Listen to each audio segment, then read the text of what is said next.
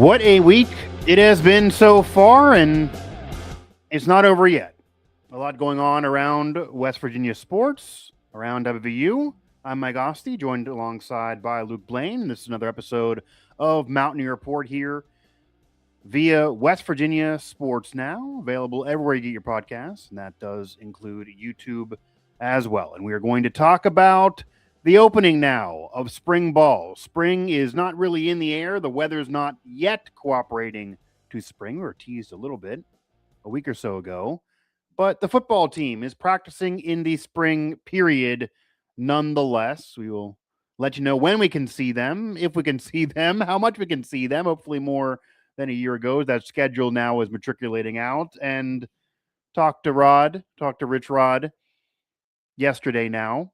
So we'll give our thoughts on what he had to say and how important this spring is. Different than last year in many ways. And of course, also Luke's been covering the basketball program and Ross Hodge's team. And recently it's been rough, as it now appears they are off the bubble altogether. And it really does seem like that Kansas State loss on the road probably popped the bubble if it had any chance to soar them to the NCAA tournament. Probably not happening now. Again, Luke Blain, Mike Asti, your Mountaineer Report, West Virginia Sports Now. But before we get to basketball, and maybe we'll also touch on some baseball drama at the end of this show. But before we get to all of that, again, spring not in the air, but it's spring ball for Rich Rodriguez and the West Virginia Mountaineer. This is year 2 of Rod's return to Morgantown. And as we've said on many past shows, Luke, that you kind of can get a mulligan for year 1. You had all these injuries.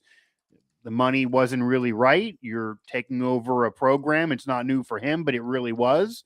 A whole new roster. Didn't get to recruit most of the offseason. They went 4-8, one of his worst years as a coach, one of the program's worst years in its history. But okay, but it puts pressure on year 2 to at minimum take a step forward, at minimum get postseason play in a bowl game. And he's still talking about trying to contend for the Big 12 title and do more than that. And we'll see what actually happens. So what do you want to get out of the spring period, Luke? What do you want to see happen in this spring period? What do you think would make this a success? Obviously, there's no games that'll be won or lost in the spring. This is not even as important as fall camp. You'll have months after this of an off season. But unlike last year, there's no more transfer portal window. And as Rich Rod even said at his spring kickoff press conference, unlike last year, this is most likely the roster. You can add a few players. He may do so. If things happen, you'll have to replace a guy. Who knows if someone will get kicked off this team. But for the most part, this is your group. We could not say that going into spring 1 year ago. Yeah, well, I think you need to have some sort of cohesiveness. I think that is the main aspect that I think really needs to be emphasized going into this next season. Like you said, you've had a longer off season than you had the pleasure of having last year, considering that, he was he didn't start in December. So you absolutely have that. And then you don't have to worry about the spring portal. I think by next season there should be a much better idea of who your contributors are going to be and the players you're going to lean on across all positions. It shouldn't take half the season to figure out which combination of offensive linemen works the best. Or, Right. you should be fairly close to, I mean, defensive back is a tough position. You should be close Yeah. to figuring that out, Yeah. at least at the beginning of the season. You shouldn't have to rotate through tons and tons of players in order to put a consistent lineup out there. Yeah. I do genuinely believe that quarterback by committee does not work. There's a reason it doesn't happen We'll at get any there. level of football aside from maybe high school or some college teams who just do it really Yeah. well or play. Not, Yeah, more you so don't do it back in a in the power day. conference. What Yeah. is I it? mean, more so years ago. Yeah. Like the one example, and Rich Rod even brought this up last year, is Tim Tebow's first national title. He was really the backup, and he played a lot and scored touchdowns. That kind of was a quarterback by committee, and then of course he ascended to being a college football legend. But I mean, they're rare examples. It's been years since that's worked, and we're talking about a Heisman winner here. Like we're not like Yeah. this isn't like a regular thing that you'd want to do often. But we'll get into that in a moment, Luke, because the way he was talking, I wouldn't be shocked again if we go down that road, barring injury. I certainly think you're going to have multiple quarterbacks see time this year, even without injury, based on what he's saying. Yeah, and I mean, if there's a specific way you want to do it, I like whenever I think about that, I don't think you can have it like Right. 60-40 for Sure. snap percentages or like fifty Sure. fifty or even 70-30, honestly. Yeah. But I really like the way that, I mean, it worked against WVU when Penn State came to town and played Drew Aller and then put Yeah. Pabula back there. That's fair. If you have Yeah. two types of quarterbacks who are so dissimilar in their playing style and things like that, Drew Aller, well, I mean, he turned into a runner against WVU, but traditionally he isn't His a best games runner of his in the, life were yeah, against WVU. exactly. Yeah. And traditionally he's more of a pocket passer, but you put Prbula out there who really Yeah. can do different things with his legs, and then they fold WVU, they play the long game, and then have him throw a touchdown pass right down the seam to Tyler Warren, I believe. Yeah. So it was, you definitely have the opportunity to do that. If you have a quarterback back there who you believe is a much better runner and you want to run like an option play with him, sure, go ahead. If somebody has a bigger, better arm and you need a long down passing situation, perhaps. But I think it really takes the flow out of the game if you just Yeah. don't know who to put out there. And I mean, if Yeah. one player makes a mistake and then you sub another guy in until he throws two picks and then you throw another guy in there all just to go back to the guy you started the game with, like we saw in the backyard brawl, that's not going to work every time. And it absolutely didn't, aside from that one instance really for WVU last season. And the weirdness of this roster, really, your first two quarterbacks, the incumbent Scotty Fox Jr. and then Michael Hawkins Jr., who you brought in as a transfer from Oklahoma, they're very similar. It's not like that example. They're both dual threat athletic quarterbacks, and as Rich has said, there's only one type he's going to work with. Like the Yeah. Nico Markiel experiment didn't work. Nico didn't fit what Rich Rod wanted to do or what his system really is, and that was evident outside from the backyard brawl comeback win. But he was really, scheming those plays together on some dirt there. That was really audibles from Nico Markiel. Outside of that, it didn't really work between the two, and of course, Nico Markiel no longer there. So you're not going to be able to hit him with something different. It's going to be more of the same, but a different guy. So we'll see how that works. We'll get more into the quarterback battle and quarterback competition, which is a thing, of course, yet again, going into spring here in a moment. Again, Mountaineer Report, Luke Blain, Mike Asti here, everywhere you get your podcasts and throughout the West Virginia Sports Now network. He did also talk about, to kind of hit on some highlights of the conversation, which is on our channel, on our site as well, and more of my coverage from that talk will be coming, but also already there on the website. That number one, he made it clear that, and this is, something that people assumed, but it's nice to hear the man say it, I guess, if you're a West Virginia fan, just because this was blamed off the issue last year. And it kind of felt like they kind of, in a way, punted the year to kind of cash in here in year two with more importance into year two. And, if that's the case and you win in year two, no one's going to get mad. If you don't, then again, there's more pressure and there's more of a problem. He did mention that, of course, they have more money than a year ago. He made it clear they have more money than a year ago, but they don't have, quote, mess around money, which right now is the quote of the offseason, and we'll see if that gets topped. And that's fair. They're never going to have that. I mean, mess around money is more of Ohio State money, or kind of what Indiana's playing with now, or X program that you want to name, Alabama, Georgia, where they can make a mistake. They can pay for a player that doesn't work out and, oh, no big deal. They can just buy somebody else. That's mess around money. West Virginia is probably never going to have that. But to hear him vocally say, we have more money now, the money is in a way where we can compete. And then again, talks about competing for a Big 12 title. And he's still bringing up that his goal is a national championship. He literally even said, Luke, I'm not backing off of that. That's another quote. He said, I'm not backing off of that. So if you're a fan, I guess you want to hear that, but it puts, again, more pressure on him that a 6-6 season, you're not there yet, of course. So not backing off of that. You need to take a step. I'm not saying everything's going to happen in year two, but we'll see what they do in year two, because it just adds more and more pressure. He made these comments last year and the year went 4-8, and there's some excuses now, but the excuses are not going to be there as much in year 2, especially when he keeps saying the same things. So again, maybe it can happen. The roster is way better. Of course, the roster is way better. So maybe it's more of a possibility to compete and to win more at minimum, at least here in year 2. But he did throw out those big words. Do you like hearing Rich Rod going into year 2 after 4-8 say, I'm not backing off winning a national title. I believe we can win a Big 12 title. Once you get in, it's about coaching in the roster. I'm just as good as anybody else. The money's now better. Now I feel we can compete. We don't have mess around money, but he clearly feels more confident and more comfortable with this team going into year 2 of spring ball. Granted, he said a lot of these same things a year ago, and we saw how that turned out. Do you like hearing this? Do you roll your eyes when you hear this? Do you think this is too much bravado because it didn't work out at all last year and he got egg on his face? Where are you on Rich Rod kicking off spring ball again, talking national championship, when he's coming off of literally one of the worst seasons in program history, certainly this century and certainly for his resume? Yeah, well, I mean, I think you have to think of it from a standpoint of, he's a power conference coach. What else is he supposed to say, right? True. You're in the Big 12, probably like one of the conferences where it's easiest to get a Yeah. bid You win into it, the you get in. CFP. I mean, you win, you're Yeah. in.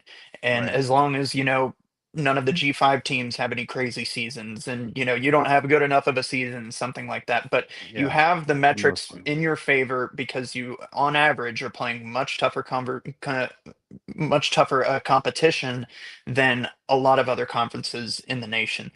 But I think, Yeah, certainly that it you would would, have that edge over the group of 5s for sure. yes, Yeah. yeah. Right. So looking at it in the standpoint of, if he were to walk back on his word after saying That's that true. last year, I think that would almost read as he is less confident than he was a year ago, Yeah, which you fair. absolutely can't have after a season, like they had last year.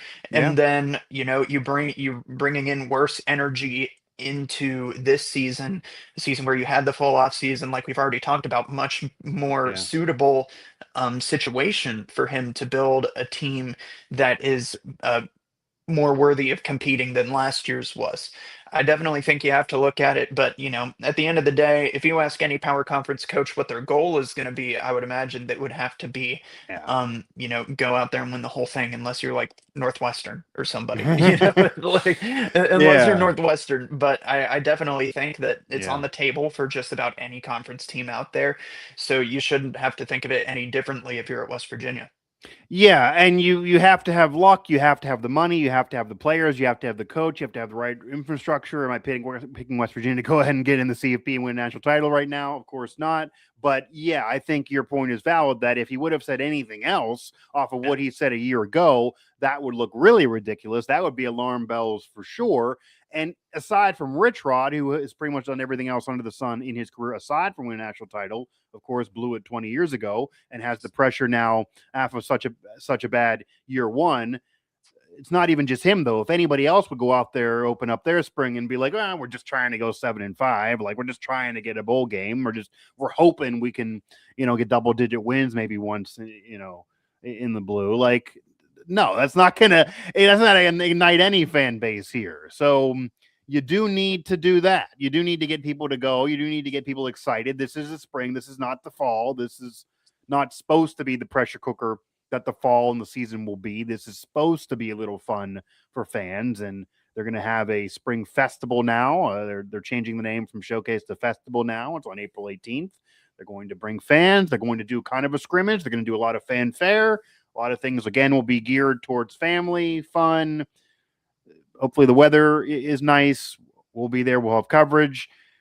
That's all kind of what you're looking for in the spring if you're a fan. Granted, building the team, practicing, building the culture, adding it in for the new players, carrying it over for the carryover players or players that at least he knows, making sure the coaching staff is better tuned, having the new additions be, fully involved, especially Deke Adams, who we'll get to in a moment here, who's now going to be the defensive end coach.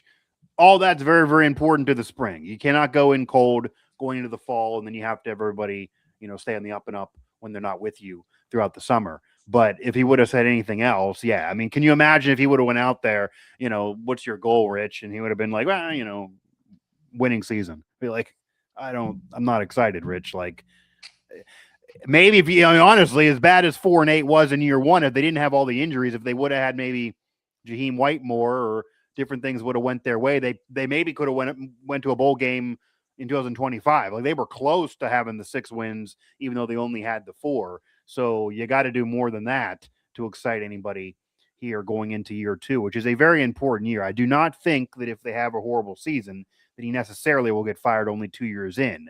But I do think if it's a horrible losing season, that 3 years in will probably be the cap if he does not turn it around then. And I mean, mega turn it around. And we will see what happens. But he also brought up a Bobby Bowden quote, obviously very close to that family.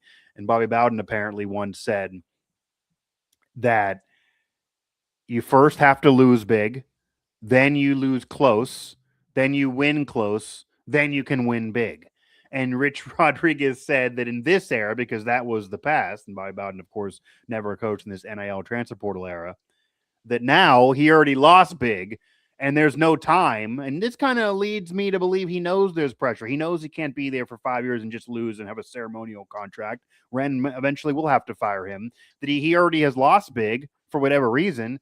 And now at least he got to start winning close. That was also what Rich Rod said. He knows he cannot go the Bobby Bowden plan of lose big, lose close. Like, this can't be lose close and you're barely in a bowl game in year 2.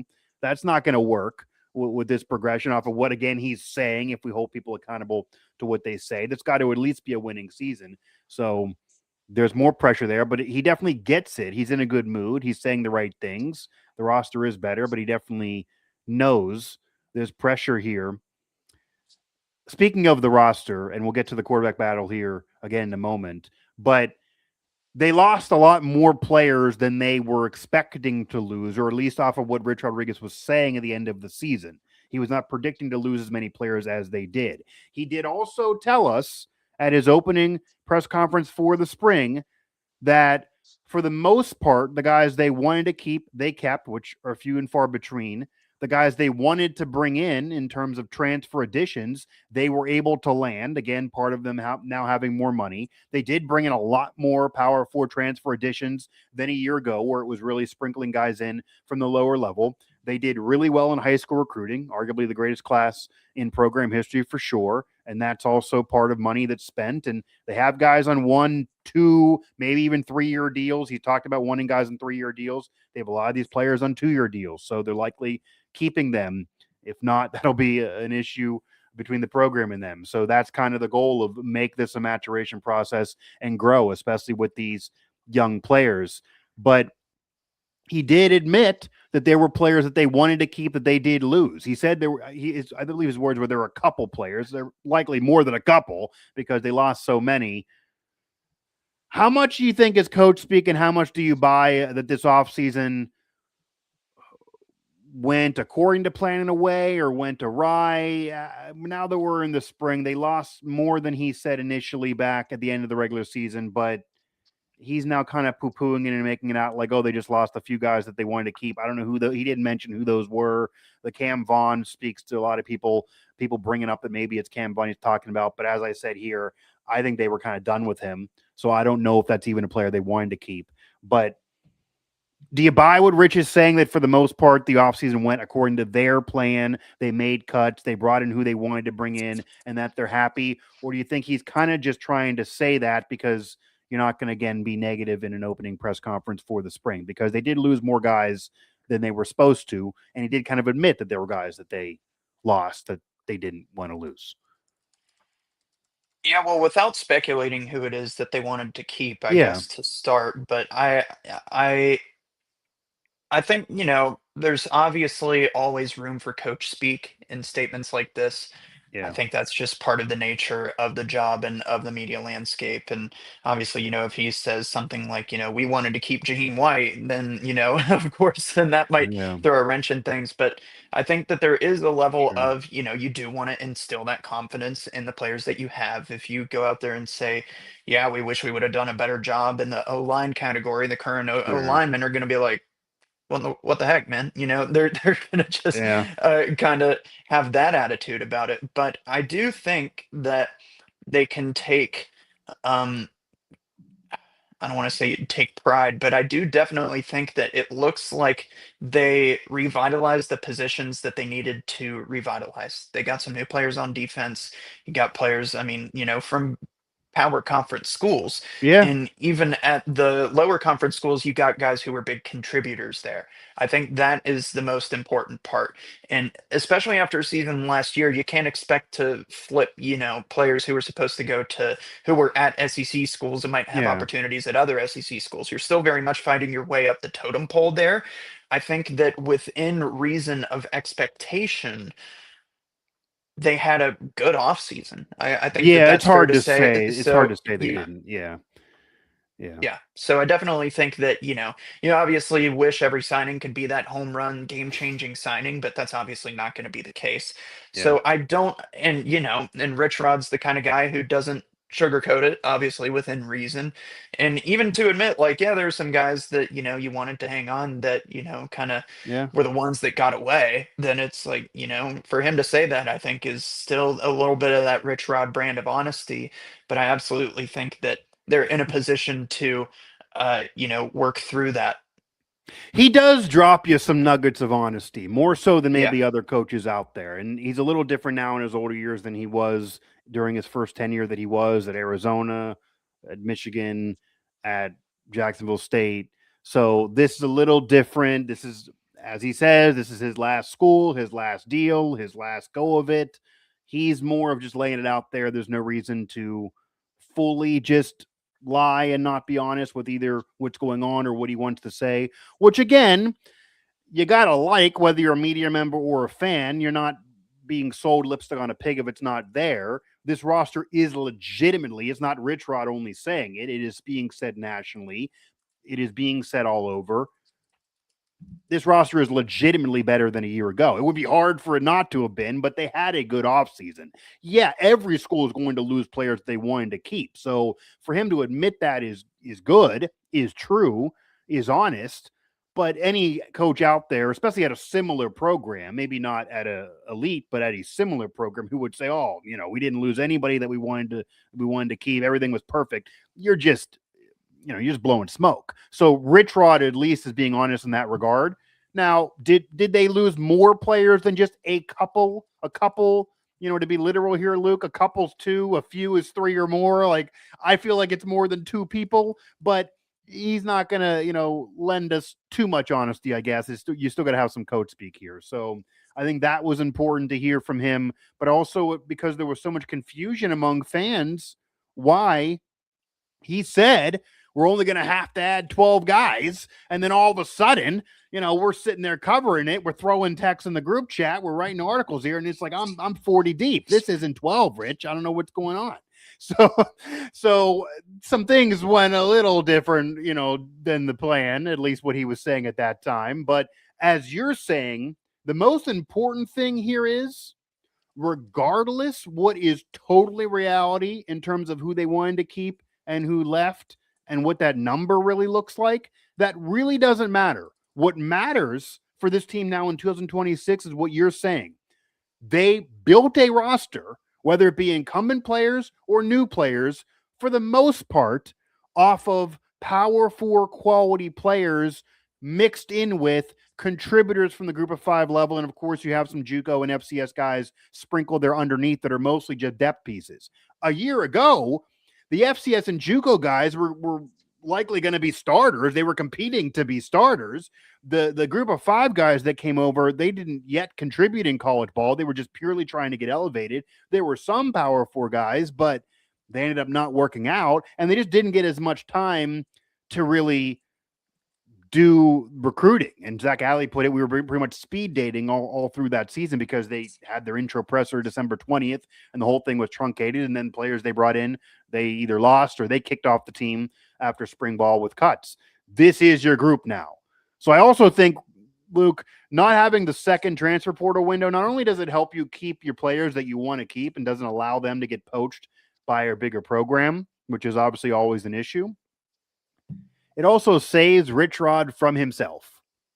because Rich Rod was a little happy with cutting players left and right last year. Yeah, some left, but I will here to tell you a lot of them were cut as well. So now he can't do that really. Like if somebody dogs it and gets lazy one day of spring ball and he wants to cut them, you can find a way to get him off the team, but he might have to stick with the guy a little bit more, which I think is better for the plan of the program for consistency. So he's saved from himself a little bit. Luke Blain, Mike Asti here talking Mountaineer football now open, at least for the spring ball now in session for Rich Rodriguez and company here in year 2. We'll get to basketball and maybe some baseball here at the back half of the show.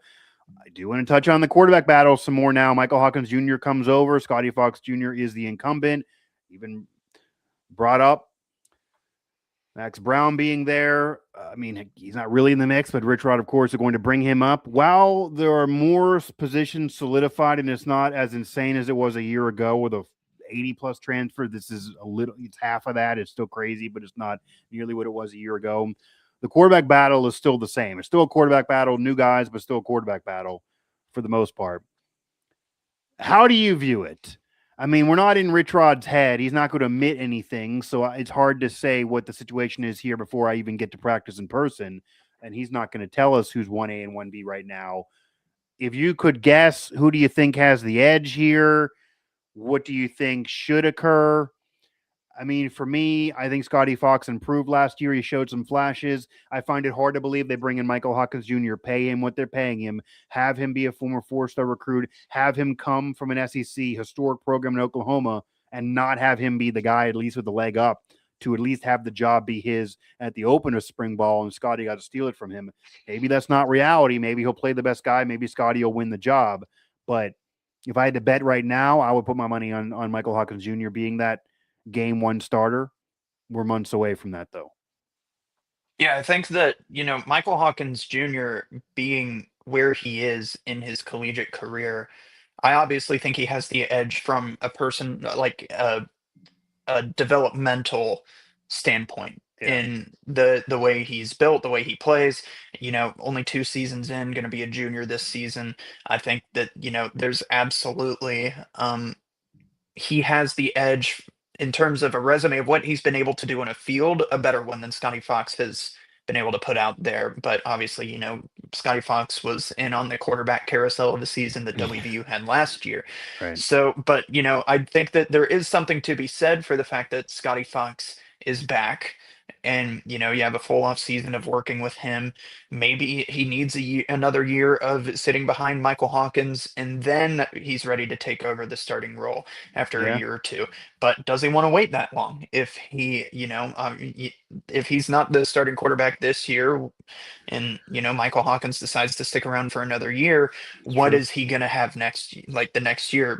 I mean, he'll probably have his senior year, maybe a couple more years of eligibility after a redshirt season.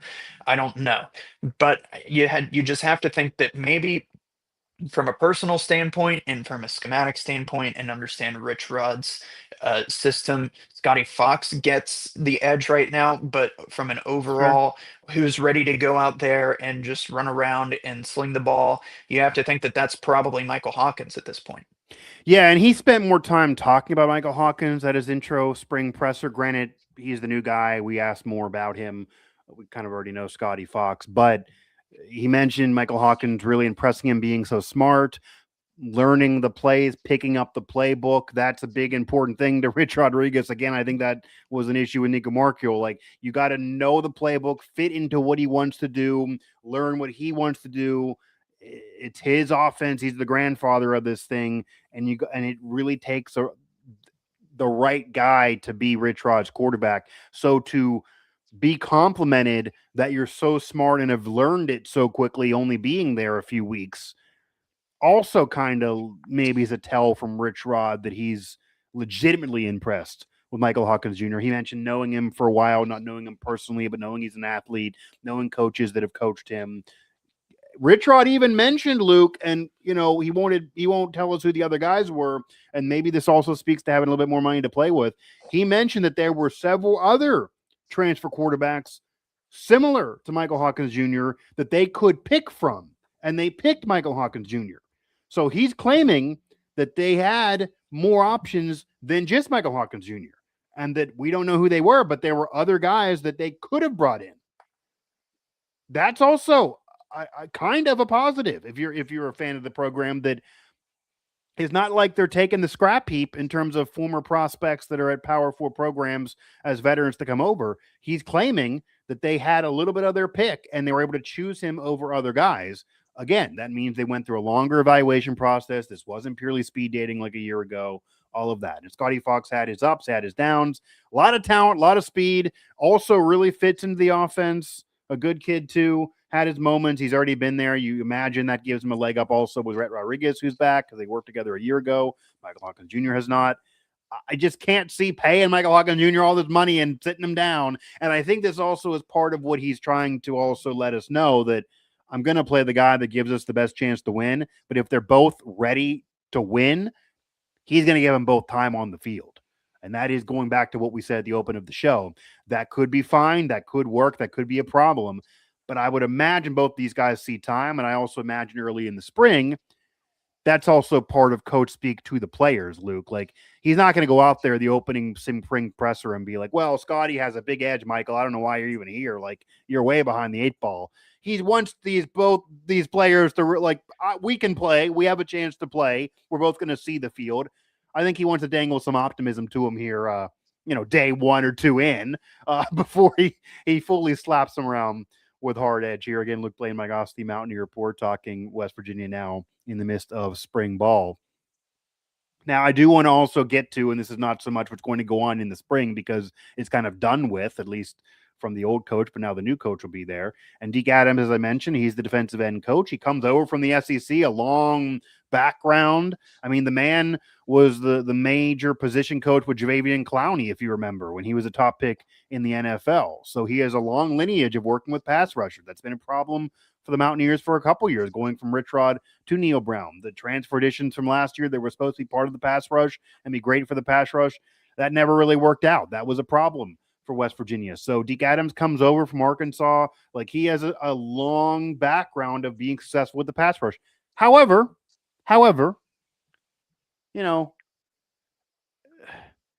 he was the second choice here. Like, let's be real about this. He was available the whole offseason, didn't get hired until the guy you bring in initially leaves, and then you bring in Deke Adams. And Rich Rod even mentioned that he was surprised that Deke Adams was still available. So he's a great coach to have, but he did add some clarity to Larry Knight being there, Larry Knight coming aboard, Larry Knight being announced, there being a press release. I will brush my shoulders off. I initially broke the news, and he's gone. I don't even get to meet the man in person. Granted, talked to him a little bit. But he was there for 36 days off the announcement, and he's gone to Georgia. Now he's going home, but of course that's a higher profile program. Rich kind of laughed it off. He said Kirby Smart called him. We talked about this before on a past show, but now that you hear from Rich Rod, he says Kirby called him. He kind of laughs it off. It's no big deal to him. He's happy with Deke Adams. Any other thoughts on just the oddness of having a coach there, get announced, leave after a month, not even make it to spring ball, leave for another Power 4 school, you bring another guy in? I mean, obviously Deke Adams is a solid coach with a great resume, but he was not your first hire. He was not your first choice. Like, it just clearly the case. I mean, like, if you propose to one girl, but you proposed to another an hour earlier, she said no, and now you're on to the second. How special does the second one feel? She gets the ring, but she wasn't your first option.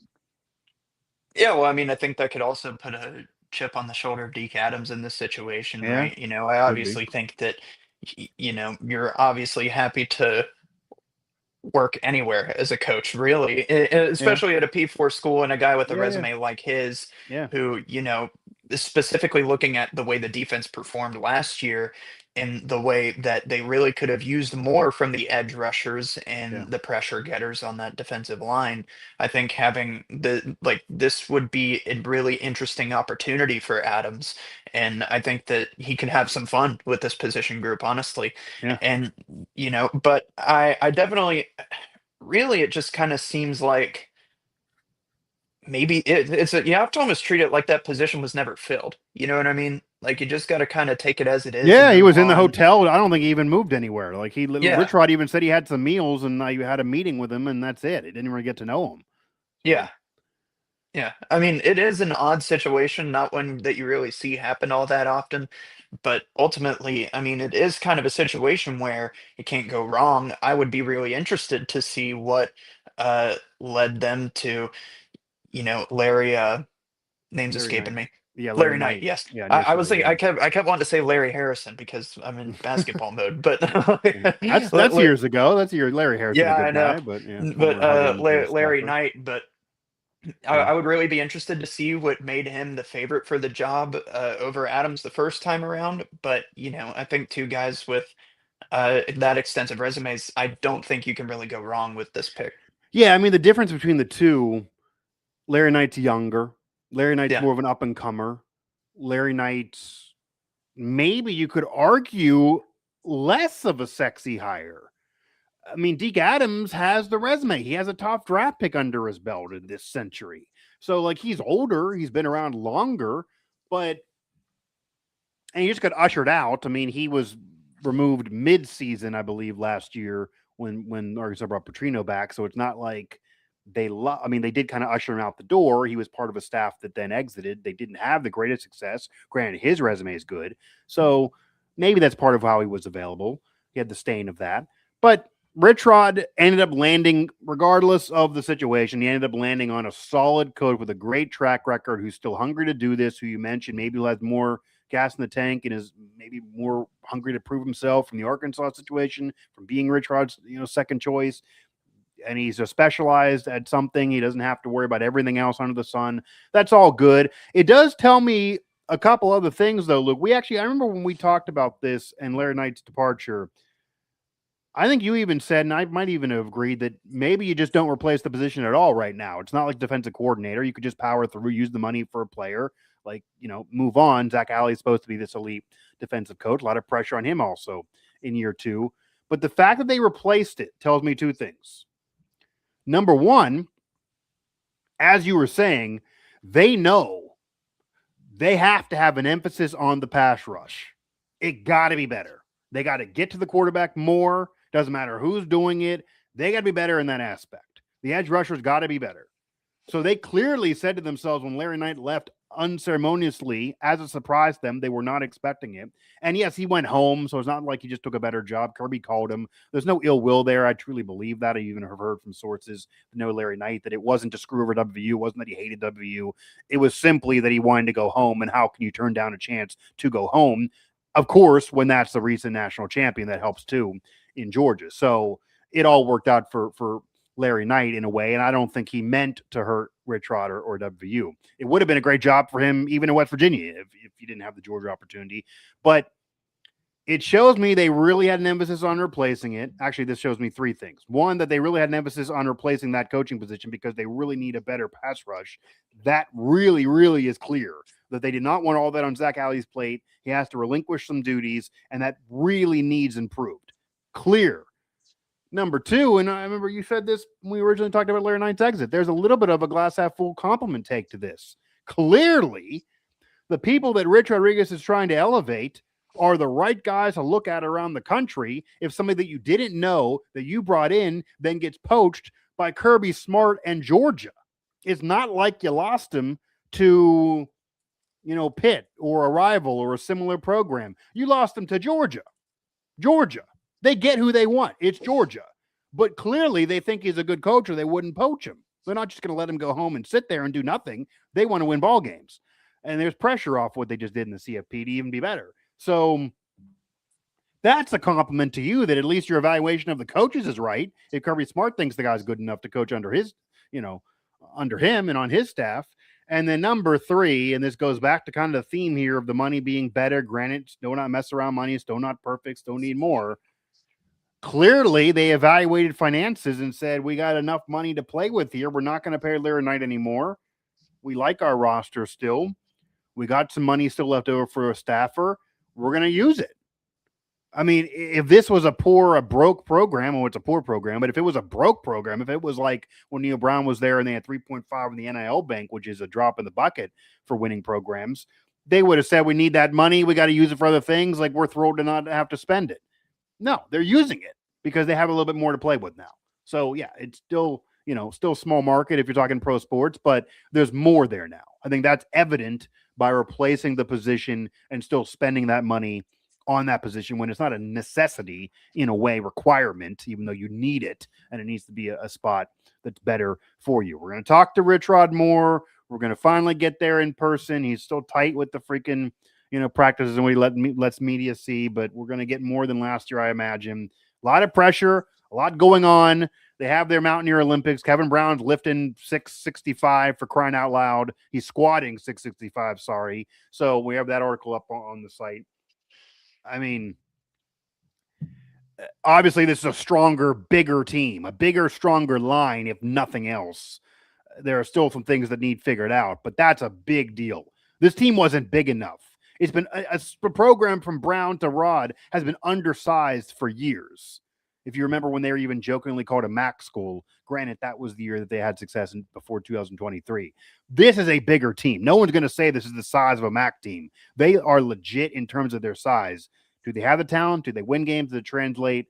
All of that remains to be seen. Luke Blain, Mike Asti here, Mountaineer Report, West Virginia Sports Now, and we're now going to pivot to the team that is in the middle of their year one season under a new coach. The program that right now looked like they were going to be better off than what Rich Rod put together for the football program in year one.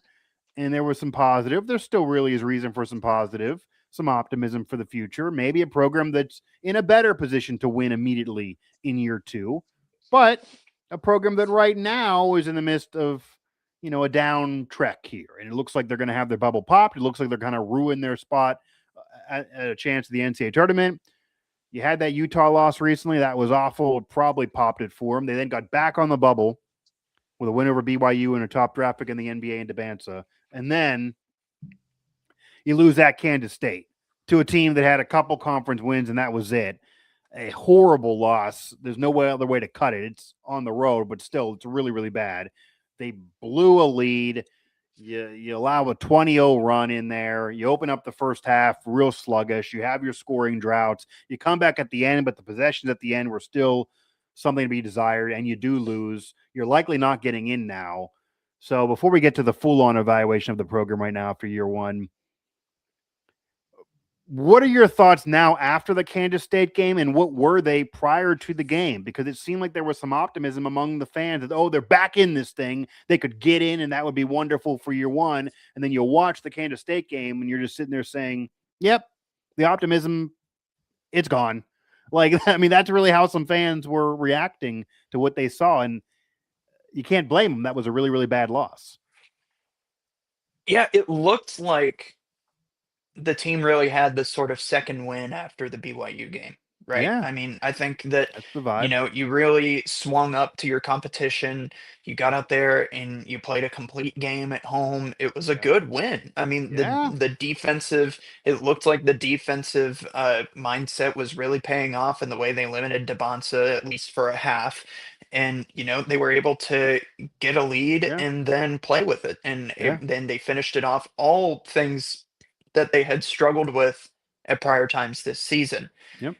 And then you just totally revert back to it against Kansas State. You play down to your competition. I think that that's the best way to frame the way this season has gone for WVU this season. I think that, they have just flat out played down to whoever they play, whether it be in the non-conference. I mean, obviously, with exception to the mid-majors, but when it comes to power teams, whether it be Wake Forest, Clemson, Ohio State, Xavier, you've lost to three of the bottom four Big 12 teams this season.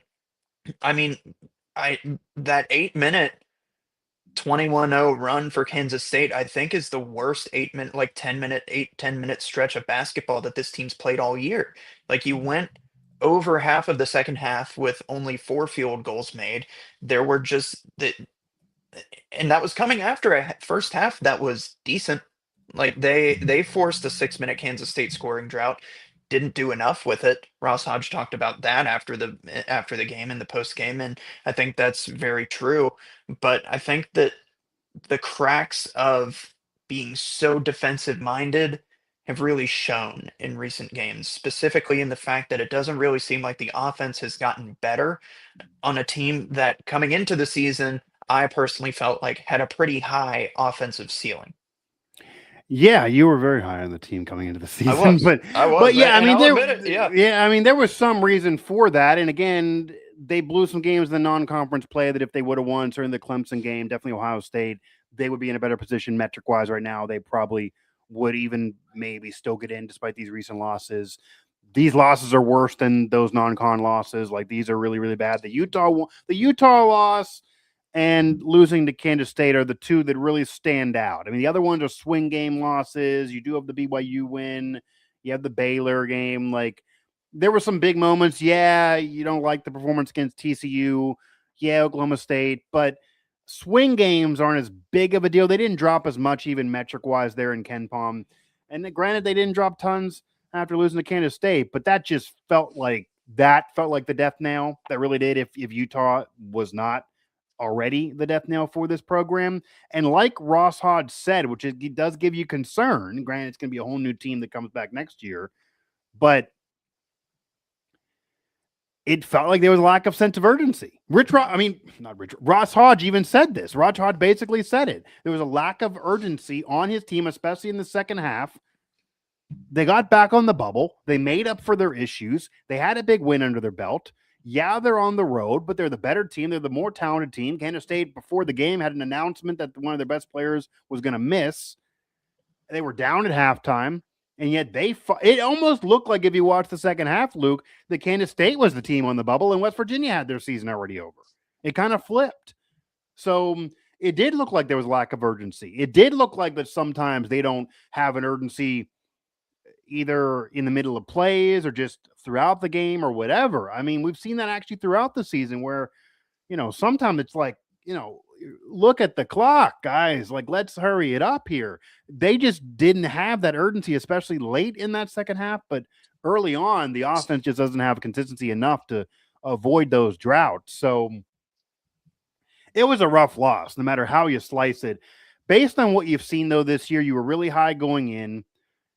It's been a roller coaster ride. We've seen some peaks, we've seen some valleys. I don't think this is a tournament team. Similar to last year in terms of the season. Last year, 19 wins. They missed the tournament. They really should have got in, but they were snubbed. 6 quad one wins, 3 top 10 wins. This team has, 4 or 5 quad one wins as we're speaking right now. It doesn't have the cachet of the top 10 wins of last year's team under DeVries because they got blown out to those teams. But how do you evaluate this year overall, and what's your thought process of the Ross Hodge era now going into year 2? Because breaking news, he's not going to be fired. He's going to be back. There will be a year 2. He's recruited pretty well so far, certainly high school-wise. They have a 5-star coming in, as insane as that sounds for the Mountaineer program. But this is a blown opportunity to make the tournament this year. They really should have got in with everything that's gone on. Every adversity, they still should have got in. This team was good enough to get in. They had enough in front of them. They should have got in. They blew enough games to not get in, but they should have got in this year.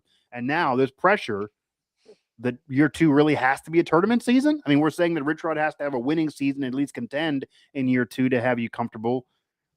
Year 2 under Hodge, I would say at minimum you got to be on the bubble, if not make the NCAA tournament. Really, you got to get in. We cannot keep having this 4 or 5 year drought for a program with 31 appearances in its history. But where now are you on the season and Ross Hodge going into year 2?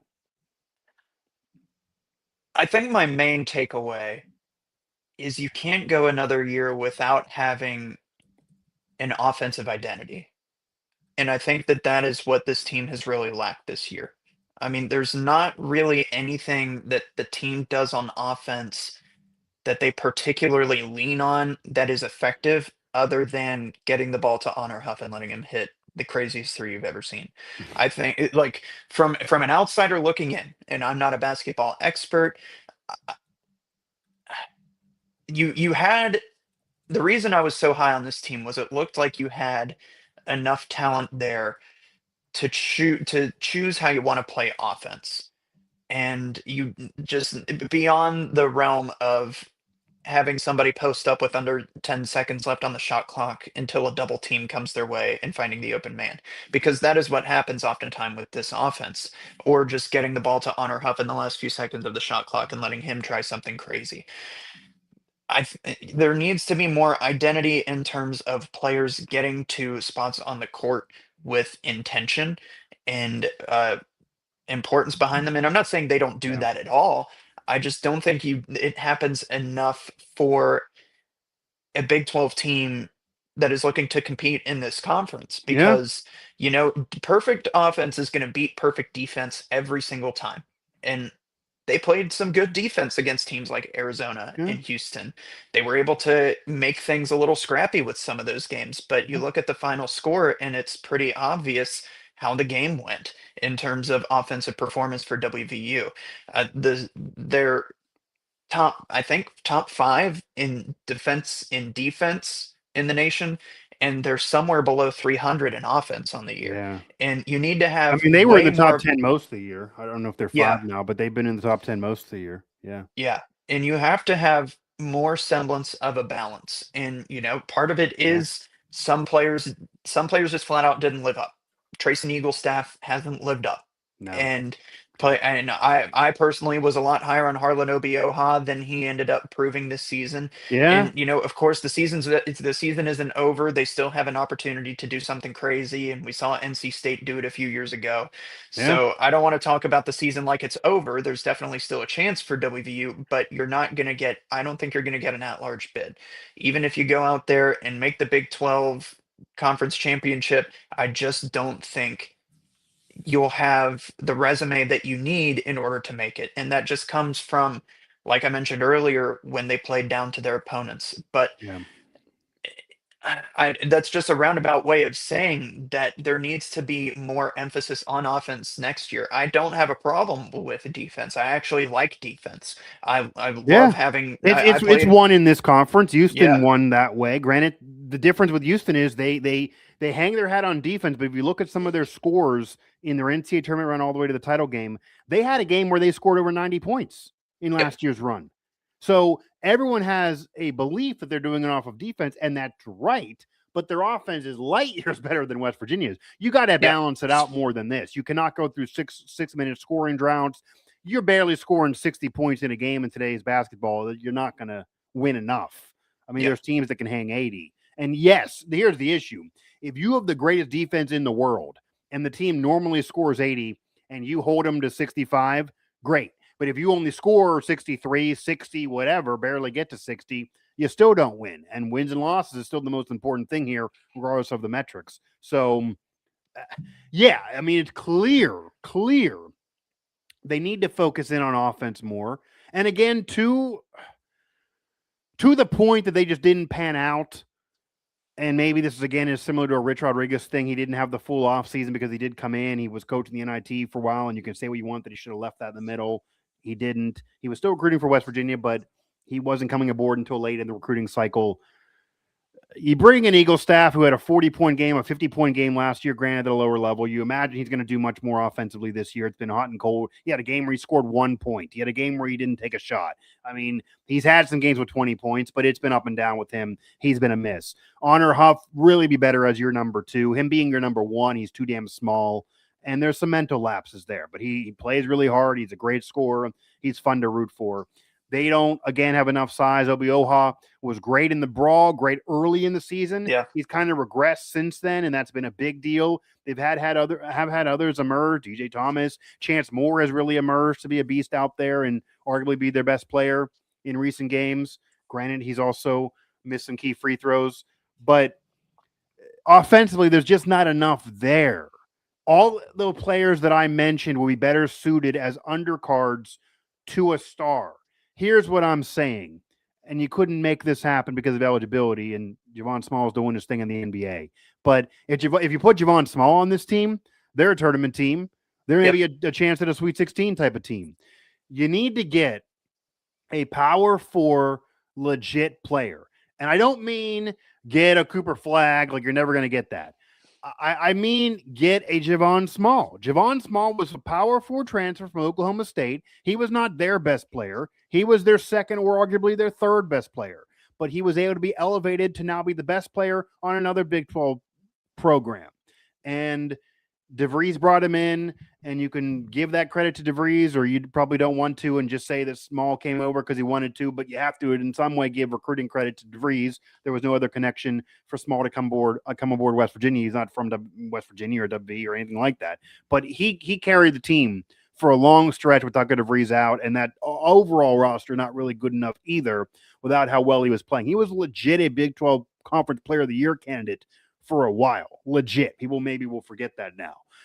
That type of player. Like, you need that. And you can recruit that. Like, you can get the third best player from a Power 4, just one kid, and maybe give him the rock, give him an opportunity to lead a team, and then have everybody else filter around him and below him. That could maybe get you in the tournament. I'm not saying that gets you a Final Four, but that could at least get you in the tournament. Javon Small on this team would at least be a tournament team. And that's kind of at least where you need to be next year. And that player wasn't here. That player wasn't here. I mean, you elevating players from North Texas, from North Dakota, etc. Yes, other Power 4 schools did want them. Eagles had other options. Kentucky looked at him for a while. With that said, you needed to get the Javon Small. You don't have the Javon Small. You need that Power 4 kid. So they need to focus on offense. They already got the top high school recruit coming in. They need to retain their guys. You got to retain Thomas and Chance Moore. You want to retain them, I'd imagine. And then you want to get a stud. Again, doesn't have to be the conference player of the year, the country player of the year. It doesn't have to be that guy. But you need to get a Javon Small type of player to come aboard. You did not really have that this year. And then here's something that got to go to coaching too, and I'm sure they teach it. You got to do it more.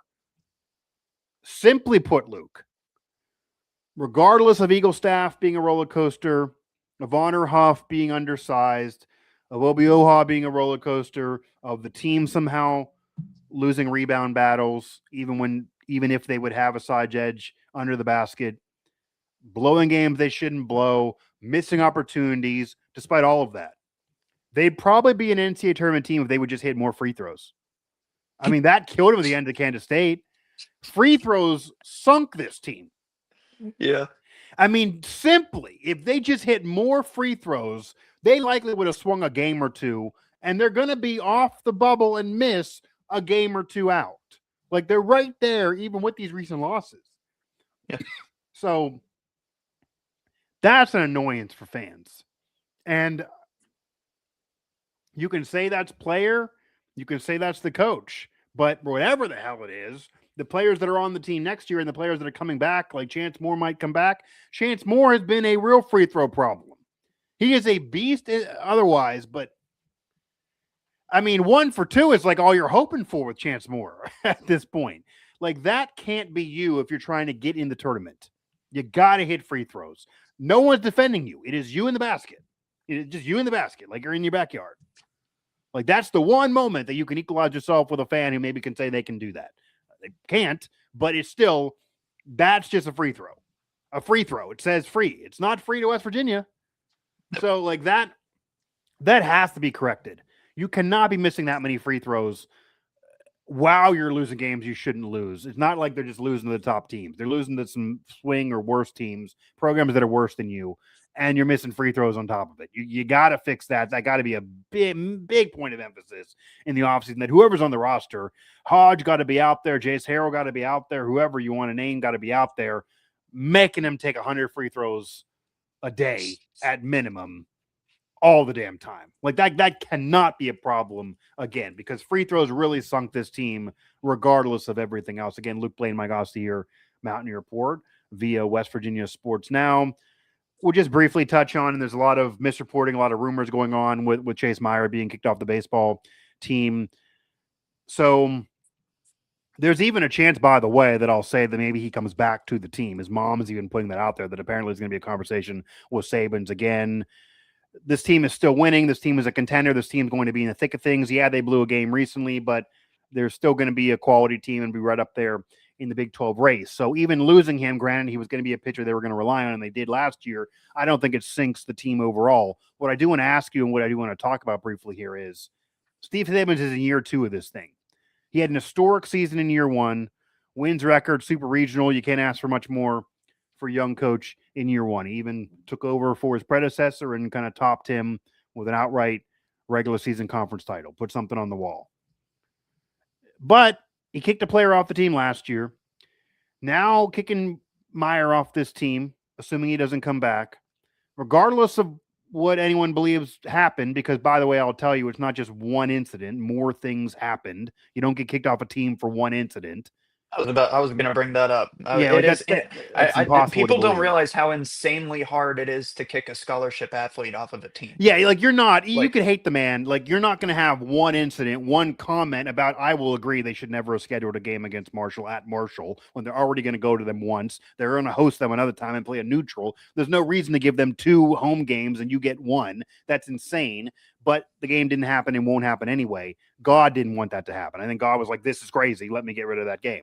But separate from that, like, even if hypothetically you had a player upset about that, you had some shit talk going on in the locker room, like that's not going to be enough. There was multiple incidents. There's other incidents. People saying that, oh, now the game got canceled against Marshall. You lose a player for nothing. It's just not true. There were other things that happened that led up to it. But what I want to bring up here is his mother.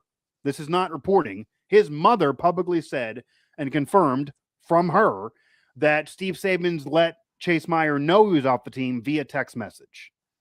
This also goes kind of to what he did a year ago. Any thoughts on the reputation that Steve Sabins is building a little bit for himself? He's a young up-and-coming coach in the sport, and I get he wants to exert himself. He's closer to these kids' age. He probably doesn't want to have them run over him. He's a different generation than Randy Mazey. That could be part of it in his brain, that like Mazey's kind of like their father age. I'm more of an older brother. I don't want them to take advantage of me. But it's almost like he's trying too hard to be a tough coach, and he's coming across a little bit like a dick. Like, I think he's a really nice guy. He's a great coach. He's going to be there as long as he wants to be there, clearly. But I don't have any other way to describe it. I mean, I'll say that regardless of what happened, whether it's 1 incident, 17 incidents, as long as there's no illegal action going on here, you probably should do a face-to-face thing, at least via Zoom or FaceTime, with the kid to kick him off the team when he's a scholarship athlete who won a lot of games for you a year ago. A text message is just a little bit Bush League way to do it.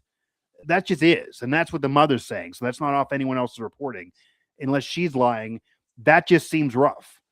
What are your thoughts on the rep that Sabins is building right now? Because I don't like sending a text message to kick a kid off a team if that's what happened, regardless of what led up to it. Yeah, assuming that is the case, like I'm gonna, like yeah. I mean, again, the mother yeah. said it. It's not off anyone's Right. reporting. The mother is the one who said that it was a text message. Just taking the mother at her word. This is not anyone else's reporting. Taking the mother at her word, I definitely think that that's a bit off. I do always, I'm very pro face-to-face things like that. I think it's a good thing. Like I like that this show isn't just over audio. I like to be able to like Right. actually see and speak to people. And I think Right. that there's a certain level of respect that comes with that. Right. And I'm not going to say, like I don't want to use the term disrespectful to describe Steve Sabins. I Sure. think that there's obviously something deeper than what a lot of people understand and think they understand. And Yeah, I think probably. that is a sad byproduct of social media, is that somebody will say something with Yeah. with unfounded evidence and everybody will take it and run with it because Yeah, that's the they thing. want to have the answer as soon as possible. You get And purely speculation. Literally one person put something out there, and then we even got here off the game being canceled of, oh, well, this means that, we lost a player for nothing in terms of West Virginia fans. It's like they took one report as gold with nothing else put in there. And again, I'm not even saying that what was said in there is 100% not true on that one event, but I can guarantee you, and I know for sure, it was not just one incident that had him kicked off this team, which is what it was reported as. So people taking that as gold is nuts right now. And that is the unfortunate part of our reality. That is unfortunate. Yeah. I mean, you literally have people who are fake. I don't mean this reporter, but I'm just saying in general right now, you have people that are fake reporters that are then apologizing for their fake report on social media and gaining more engagement. That's happening all across the country right now. Like, it's all about engagement, unfortunately, more than journalism these days. And people just believe in whatever's online. Like, you can't just automatically believe what's online. Like, you can't. And that's where we are right now. But not that WVU has any fake reporters out there, right? right, not that West But Virginia would. Yeah, I mean, not that not they that have would that at ever all. happen. Although, But yeah, there's not too many apologies from that direction. But yeah, we'll digress. yeah, but no, I definitely like there's way more. I think there's way more nuance to this situation Yeah, than just Steve Sabins heard Chase Meyer talking trash one time and then sends him a text and then he's off the team. There's yeah, something way more to this. can't Would be. I prefer it? Like if I were in his shoes, would I have scheduled an in-person meeting? Yeah, sure. But I think that, there's At levels least a to it. FaceTime, like at least a Yeah, FaceTime. I feel like if you can't do in person, I feel like at yeah, least a FaceTime.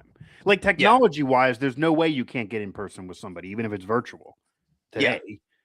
But Yeah, yeah, I think I can get on with that. I think that I just think that the context of the conversation is just totally flawed in yeah, that everybody thinks it's like point A, point B, point C, you're when right. really there has to be something deeper under the surface. You just can't, like, there's not a coach in America at any level of sport in college athletics that can get a scholarship athlete kicked off the team just for talking trash behind his back Right, like, it one happens all over time. the place. Like, It that happens is all the not time. that Yeah, that that is not how it works. Like, that happens is all the just flat time. out not how it works. And What I yeah, will that say that is, if and didn't happen that way, if that would all be the case, if that would be it, if that is all that it took, then Steve Sabins is very thin-skinned. Like that just would be the case. Like yeah, if that's all it took, he's thin-skinned, and I don't think yeah, he is. I don't think that's all it took. I'm just saying that if that would be the case, and that's all it took, and Chase Myers prior to that conversation was just a model citizen, then yeah, then you're very very thin-skinned to go down, have it go down that way, and to be that way. But yeah, it's hard. You'd have to be talking to the AD here. This isn't yep, like you're just making unilateral decisions. Yeah, you had success last year, but you're still new at this thing, only 2 years in. And you're also, this is the crux. It's not like Steve Sabins is trying to lose here. This is not a nobody player. This is a pitcher he was trying to rely on who's already won games this year. Like he's not trying to kick a good pitcher off the team. That's always been the problem for this program. There's not enough of them, and they're not trying to lose. So other things happened. There's already rumors of other things that have happened. Unlike others, I don't have enough to confirm these things, so I'm not just going to throw an article up. But I'm just, but I'm just saying that it's not just one. There's no way it's one event. There's no way it's one event. So we'll see what happens. We'll see if he somehow does get back on the team because the mother, again, going off the mother, is saying, taking the mother at her word that there's going to be a meeting of maybe having that happen. Doesn't seem like that's likely though. If you get to the point where you're kicking somebody off a team, but multiple things had to occur to get here. Do I like the way it was handled? No. But I also got to take a little bit of Sabins at his word, and I understand it's hard to do that because he's a coach, and the statement was just nothing. But he's not trying to lose. You're not going to kick a player off a team that can help you just because of some smack talk. It's just not going to happen. Like that's just nuts. That would be really thin-skinned, 100%. I would agree with that. But that would just be really, really thin-skinned. Do I like the way he handled it? No. And it's just really interesting how this went down, how this happened multiple years. It didn't hurt him last year, obviously. It didn't hurt him last year. They were still fine. So they could still be fine now, but it's a weird addition of drama to a program that's arguably been the best at the school, like right now. Like they're Big 12 champs. Like this shouldn't be going on at the WVU baseball program. This sounds like more of a football program problem right now. But they're good enough. They're deep enough. They should still win some games. Do they win the Big 12 every year? Of course not.